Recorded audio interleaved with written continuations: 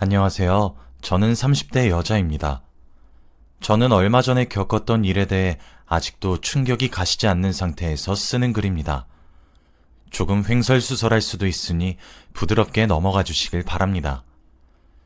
제가 이렇게 사연을 보내게 된 이유는 정말 어디 가서 말을 할 수 없는 일을 겪었기 때문입니다. 제 얼굴을 아는 사람들에게 제가 겪게 된 이야기를 하려고 하니 정말 제 얼굴에 차라리 침을 뱉었으면 뱉었지 곧 죽어도 입이 안 떨어져서 어딘가에 말도 못하겠더라고요. 임금님 귀는 당나귀 귀라는 심정으로 저도 누군가에게 제 속마음을 털어놓고 싶어서 이렇게 글을 쓰게 되었습니다. 옛말에 그런 말이 있죠. 열길 물속은 알아도 한길 사람 속은 모른다고요. 제가 진심으로 믿었던 사람이 절 배신하는 일은 생각보다 굉장히 충격적인 일로 다가옵니다. 이번에 제가 겪은 일로 인해 저뿐만 아니라 저희 부모님의 마음도 찢어졌고 상대방의 부모님도 마찬가지였어요. 이 모든 일은 두 사람이 가져다 준 충격이자 가장 큰 변화와 다름이 없었죠. 결론적으로 이야기를 하자면 저는 지금 남편과 이혼소송을 통해서 겨우 이혼에 성공했습니다. 지금부터 그 이야기의 내막을 적어보겠습니다. 호칭은 편의상 남편으로 할게요. 때는 지금으로부터 3년 전이었습니다. 결혼 정년기인 저와 남편은 어른들의 소개로 선을 보게 되었고 조건도 비슷하고 성격도 크게 다르지 않아 결혼을 전제로 만남을 가지기로 했습니다.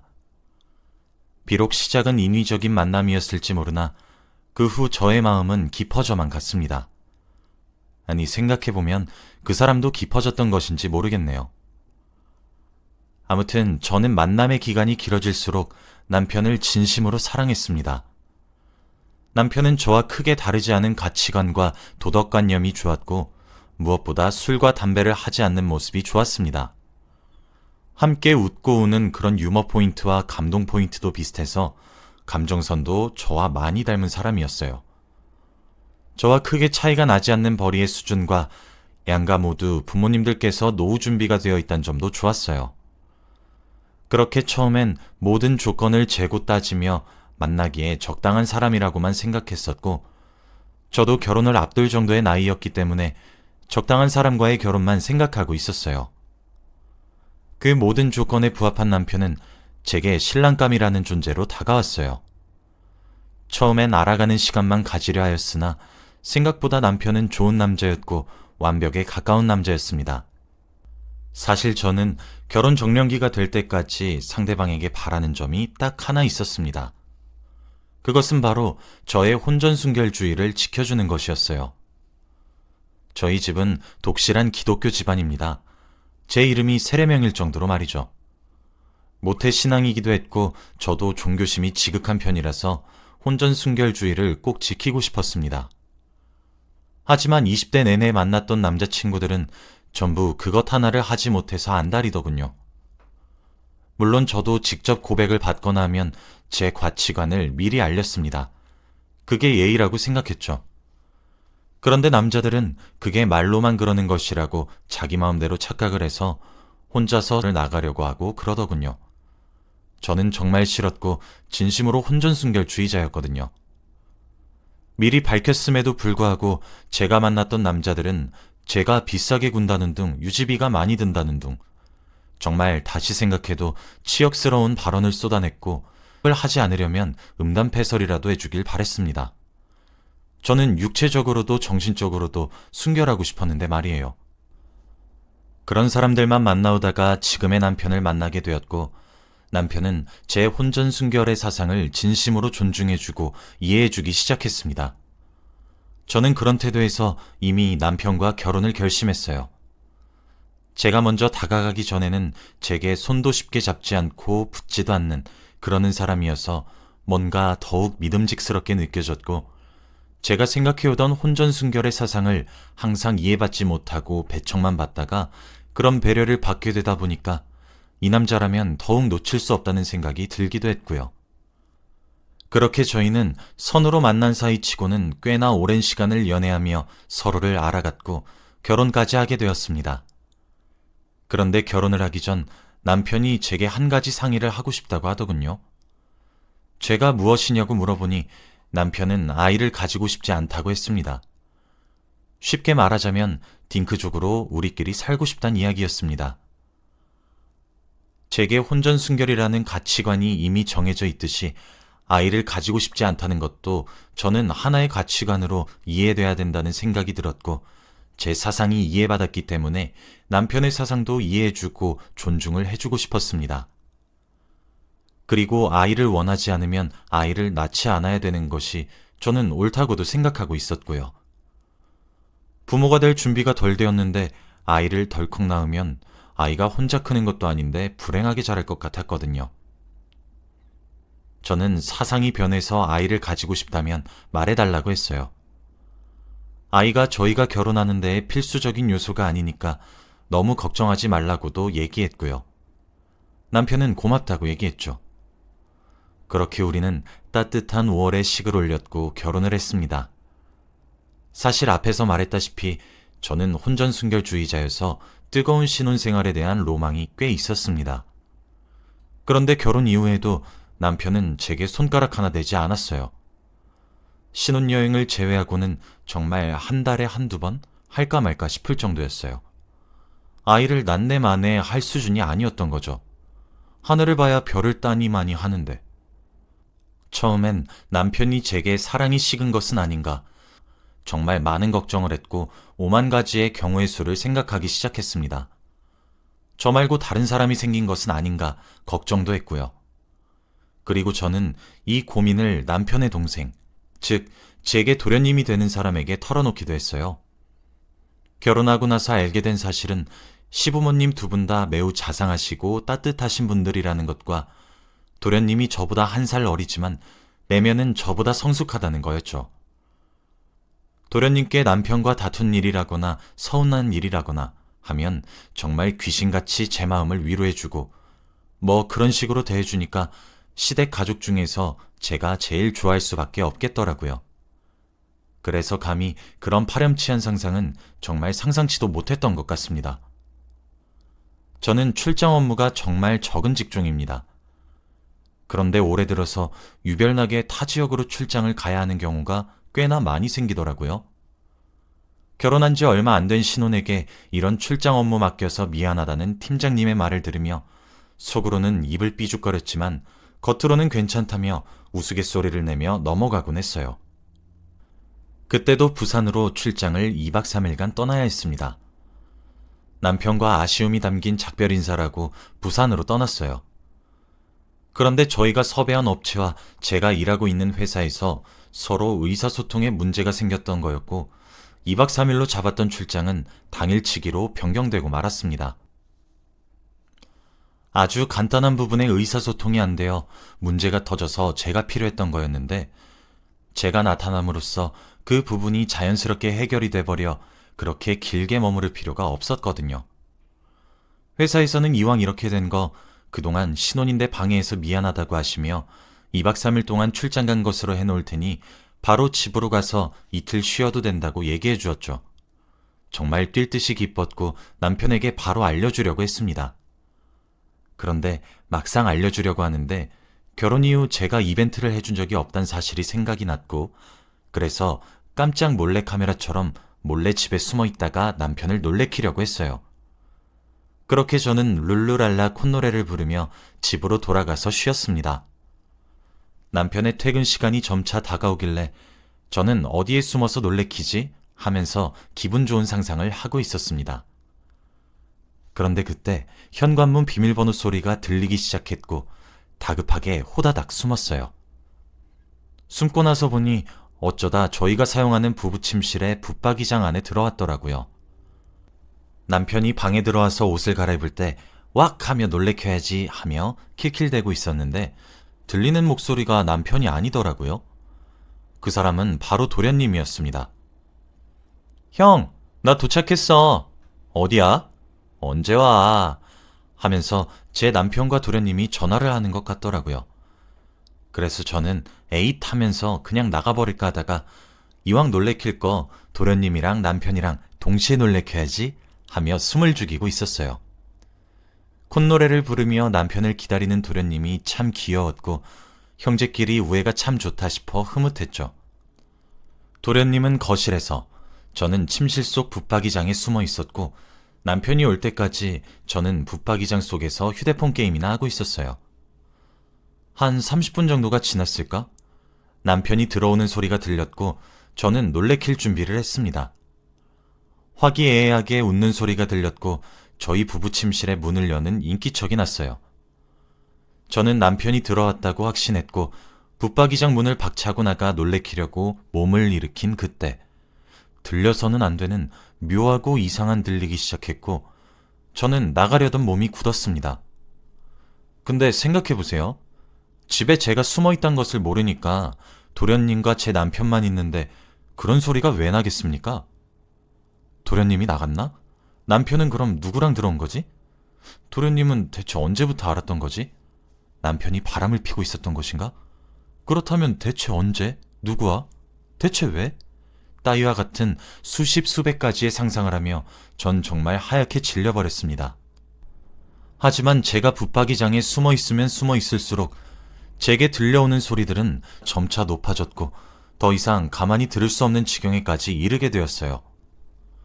저는 조용히 붙박이장에서 동영상 촬영 버튼을 눌렀고 그대로 문을 열고 방을 나갔습니다. 하지만 더는 촬영할 수가 없었습니다. 두 사람은 제가 정말 잘 알고 있는 두 사람이었거든요. 제 남편과 도련님이었어요.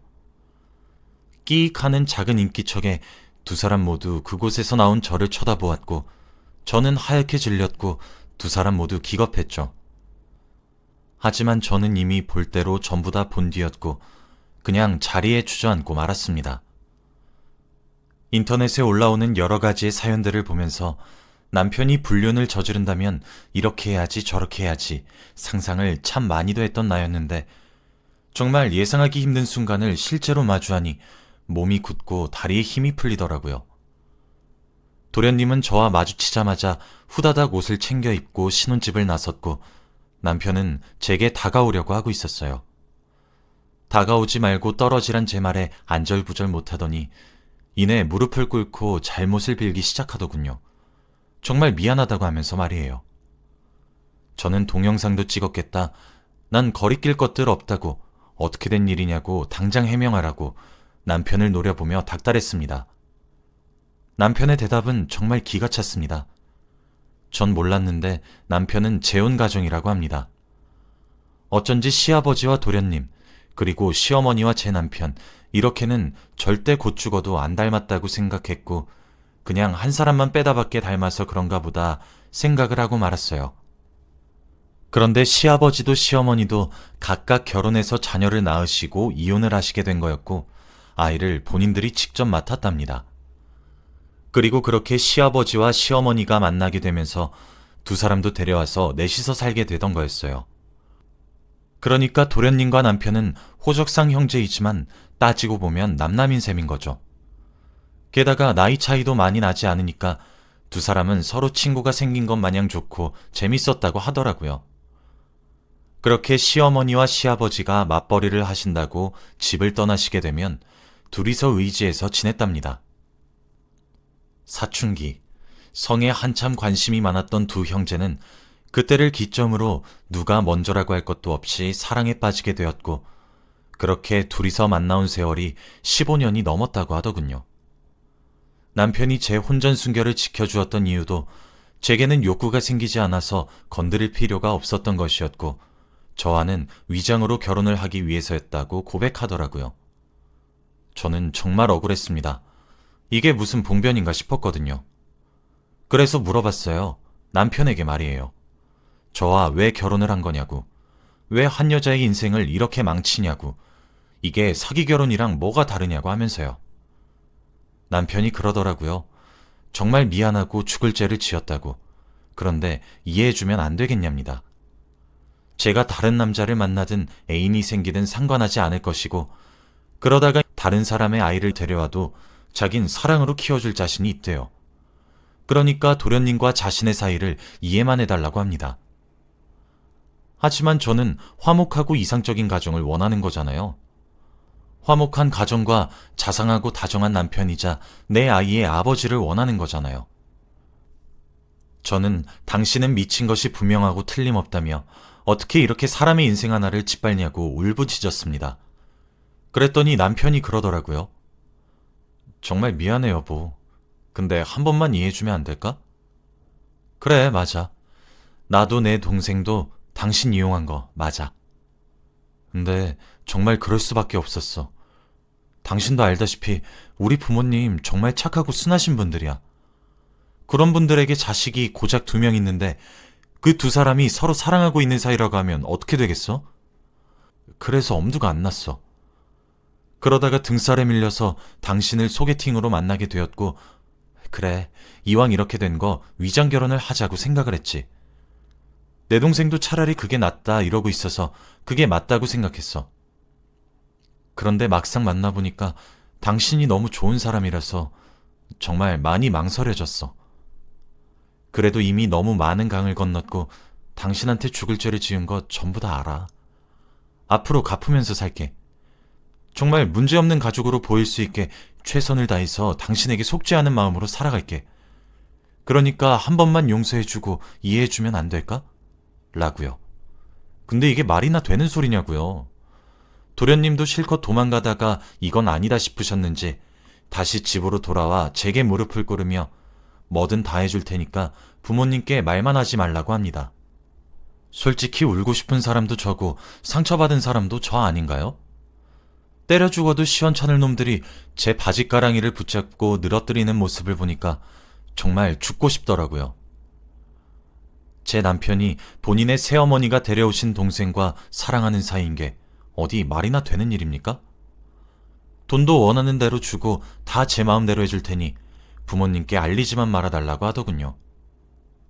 하지만 전 그러지 않았습니다. 누구 좋으라고 그러나요? 저는 시댁에 이 사실을 알림과 동시에 이혼을 요구했습니다.